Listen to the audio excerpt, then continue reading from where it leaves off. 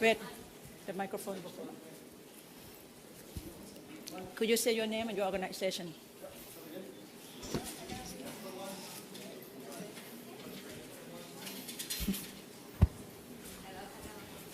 Is it okay? Closer. Hello, nice to meet you. I'm from Hong Kong TV News Channel. I'm Cecilia Kwok Wing Si. Nice to meet you, Aung San Suu Kyi.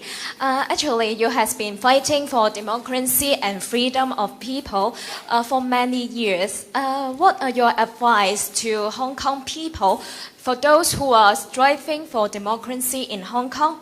And secondly, do you think that Hong Kong people are losing their freedom and democracy under the one country, two system policy? Thank you. I think if people really want freedom and democracy, they get it. I've always believed that people always get what they really want. Though, mind you, when they find it, it might not be quite what they expected. But we have to believe in what we are doing if we are to succeed. So the first requirement is that the people of Hong Kong should know what they really want and believe in it. If they believe in it, they'll get it. It's very simple. But of course, that means a lot of hard work. Hello, I'm Amrita Chima, Deutsche Welle Television from Germany. Great to see you looking so well after 1 year coming out of your isolation.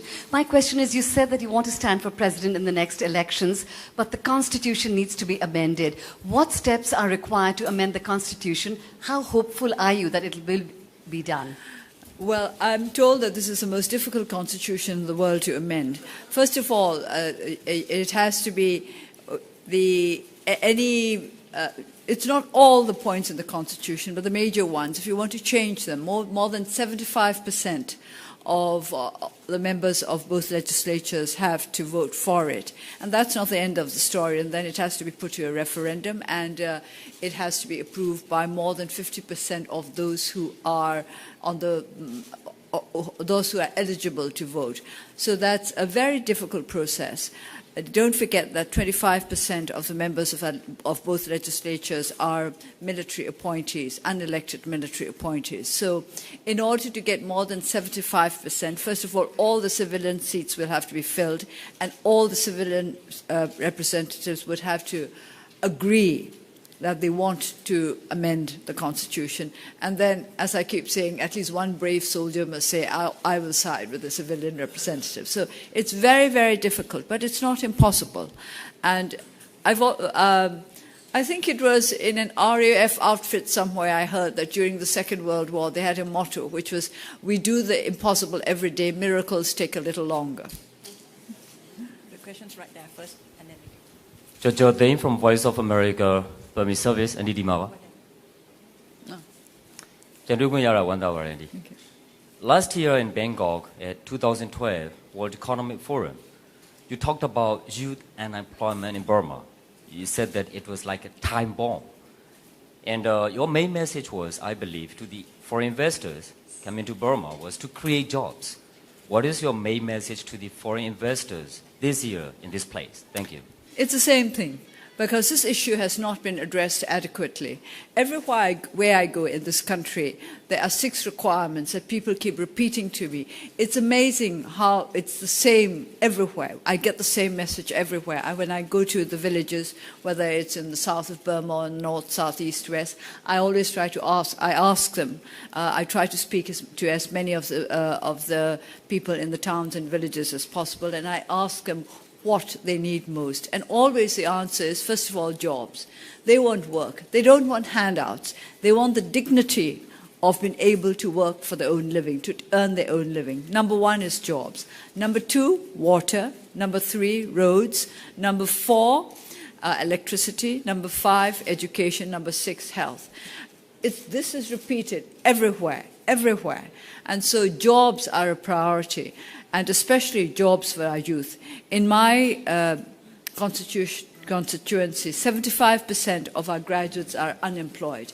And I have been told by independent surveyors that this is very much the national average for youth unemployment. About 70% of our youth are unemployed. And as I keep saying, it's not joblessness that is so worrying as much as hopelessness. When they get to a point when they lose hope in the future, then these young, unemployed people will be a social problem for us. Yes. Daw Martin Sung from CNBC over here. The question is, just in front of you, the question is related, and that is, right now there seems to be almost like a gold rush. A lot of foreign companies want to come in, win contracts, win tenders, do business, do trade, etc., which is good in a way. Myanmar needs the money. But what parts of this frenzy worry you? Actually, there isn't that much investment coming in. I think it's more investigations than investment. People are coming here to investigate the possibility of investing here. But yes, it is a frenzy, and a frenzy is never attractive. I keep saying cautious optimism, and something that I'm a wet blanket because I talk about cautious optimism. But I think that's just practical. And I think those who come here and look, there are always the same problems. First of all, they worry about rule of law, and that's one of my main concerns. Because, not just because I'm the chair of the Rule of Law and Tranquility Committee, because I believe that without rule of law, we can't get anywhere. We can't get economic development either, because that's what the serious businesses are looking for, rule of law. How safe are their investments going to be? That's one thing. And the other is infrastructure, which goes back to what our villagers tell us, roads, electricity. So this is why investments are not pouring in, just investigations are pouring in. And let's stop the frenzy a bit. We're going to go to the back there first. You have to go. Hello, this is Adit from the Associated Press. If we weren't content enough with your answer before this morning, so I need to ask you again. If you succeed in amending the Constitution, and if you become the president of Myanmar, what will you do for the ethnic minorities, and with special regard to the Rohingya people and the Muslim, the people who believe in Islam in this country? Thank you. First of all, as I said, I believe in the rule of law, and everybody in this country should be entitled to the protection of the law. Everybody, all ethnic groups, all religious groups. But with regard to the ethnic nationalities, that is to say those who are now in the states, we'll have to go for a federal system. This has always been the policy of our party, that we need federalism to keep our union intact. For decades, actually, the propaganda of the authoritarian governments had been that federalism equals right to secession. And we've always had to explain that federalism does not mean secession, that in fact federalism is a way of preventing secession because it's a way of removing the grievances that lead people to call for secession. We are very weak in negotiated compromise in this country. It's partly to do with our culture and partly to do with the fact that we have lived under authoritarian rule for so long that negotiation is practically unknown. And if you're not used to negotiation, then you don't get to a negotiated compromise. And we have to go in for that. We have to find the answers to our problems together. And what I would like to ask the world to do is to help us to find the solutions to our own problems in our own way, always upholding international standards of human rights. We go to the front row and we come to the back there. Tosu, you paint quite a bleak picture when you go into the percentages of unemployed youth and this and that and the terrible lack of electricity and roads. You also recently said, I think in Yangon, some quite negative things about the pace of reform under this government, and said that the reforms hadn't been made as big an impact as they could.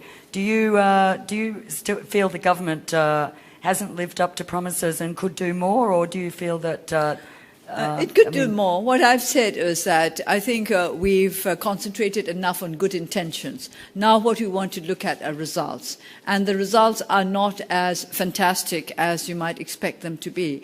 Because don't forget that we're into the third year of the so-called reform process. And I keep repeating this. 3 years is not a short period. I think you can't keep saying, well, you know, it's not been long yet, it's not been long yet. I mean, how long is long?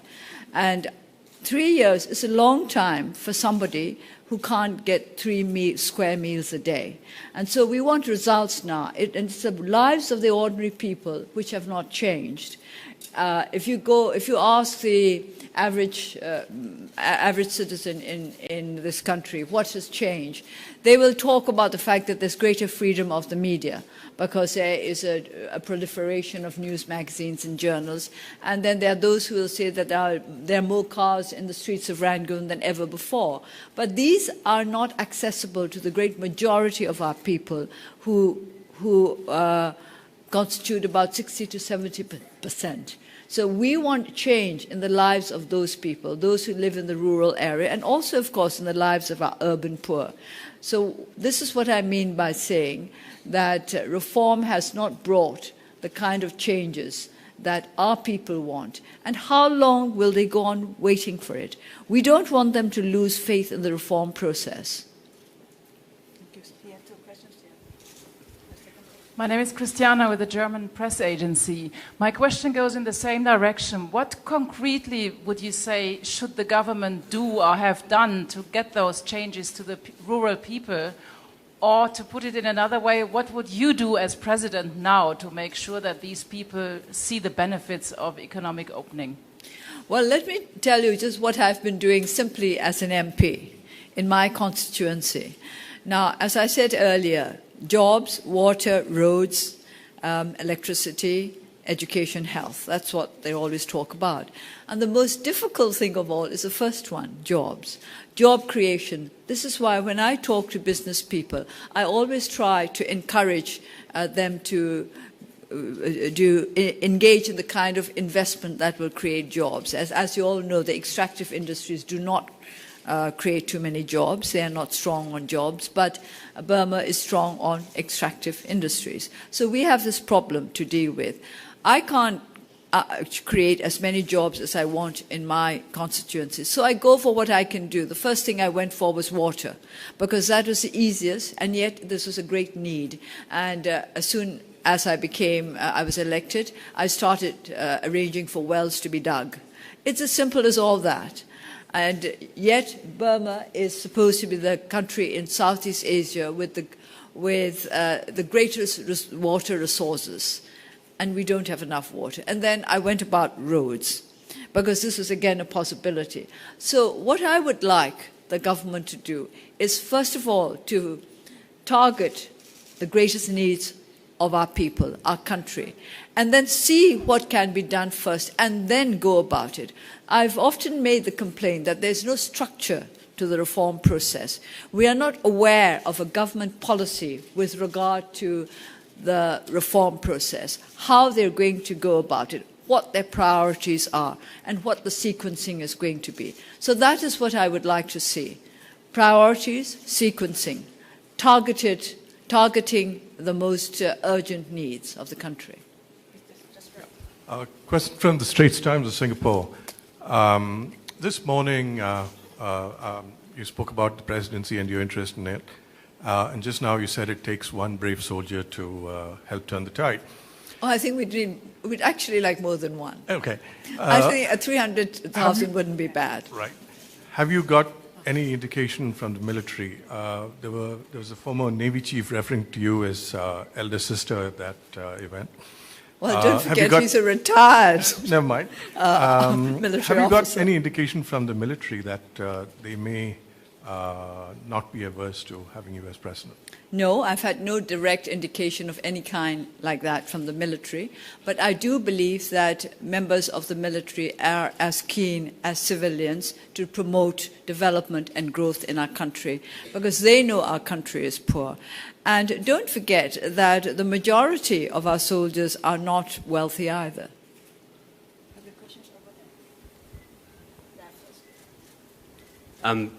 Just to go back to your points say your about... name? Oh, sorry. My name is Simon Rocklin. I filed for the Irrawaddy and a couple of others. To go back to your point about job creation and similar needs, what legislation is being planned and is being debated in Parliament these days with that regard? I know there's a minimum wage law. Is there anything else? And what's the timeline of course, for those? there was the FDI.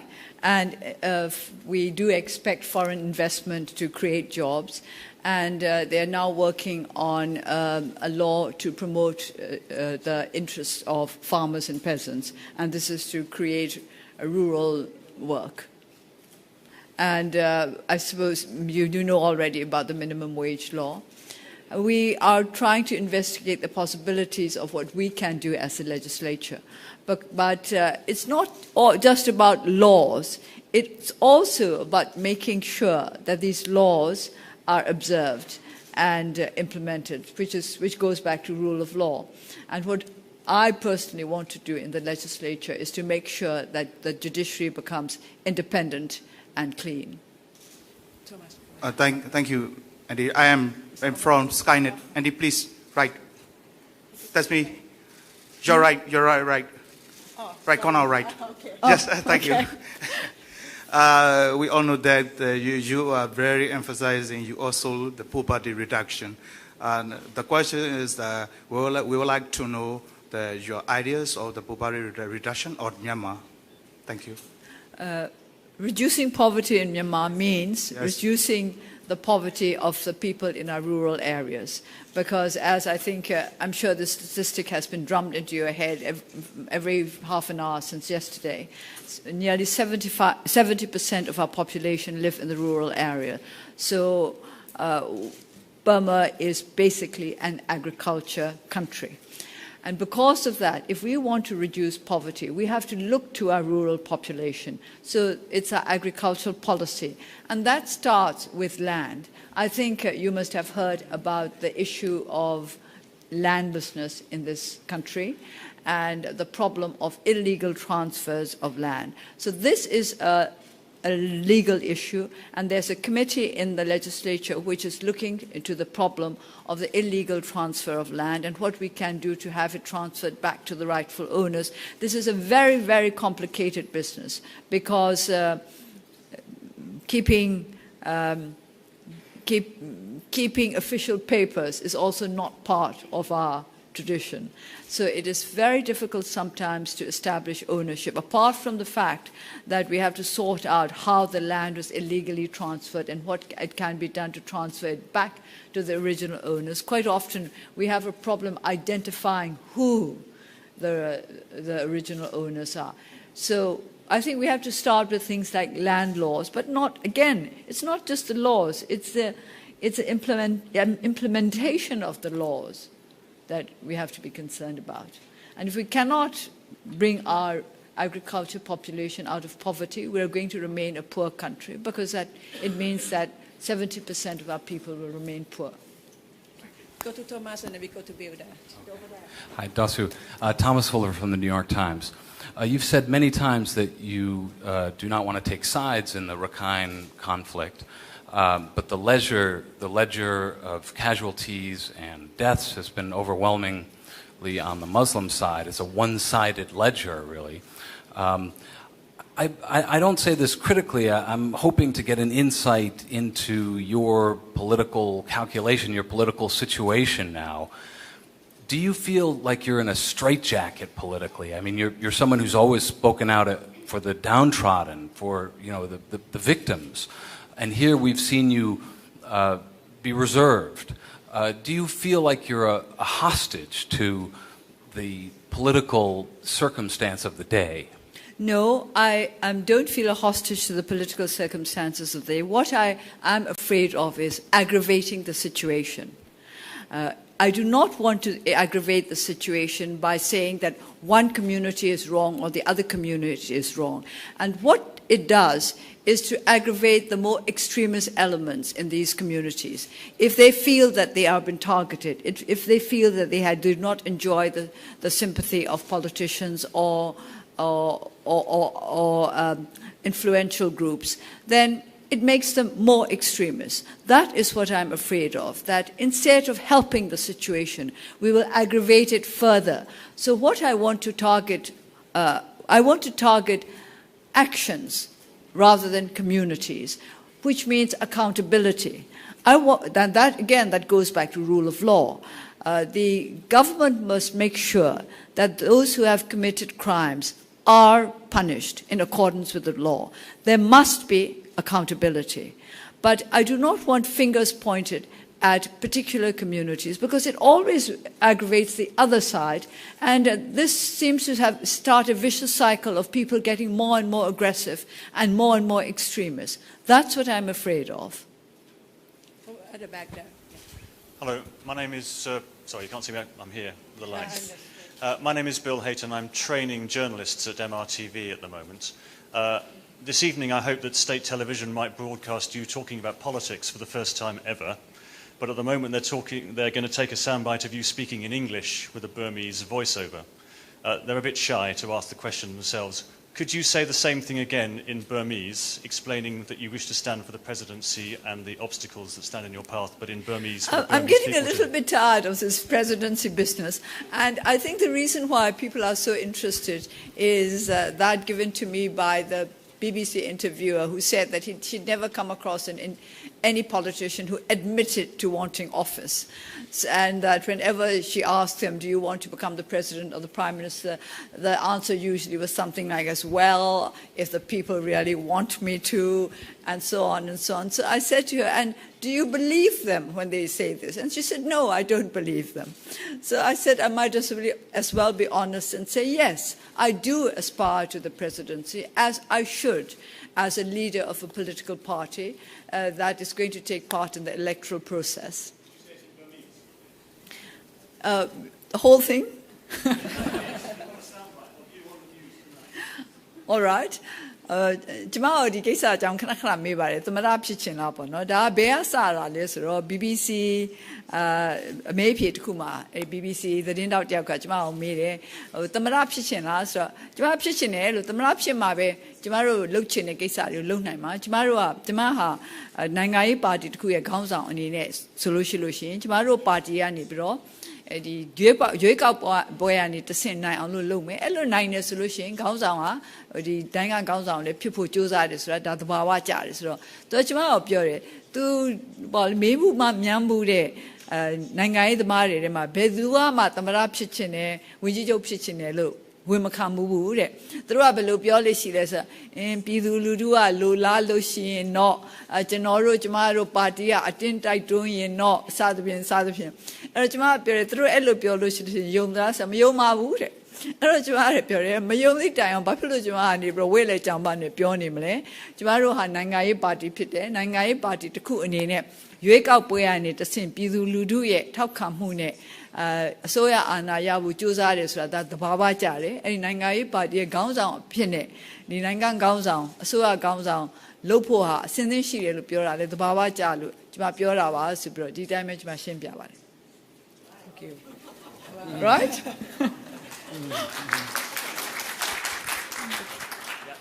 Tim McLaughlin from the Myanmar Times. I just wanted to get your reaction to criticisms that President Thein Sein has used the release of political prisoners as a PR tool, generally coming before or after major political events. Well, I think if coincidences happen too often, people no longer believe in them.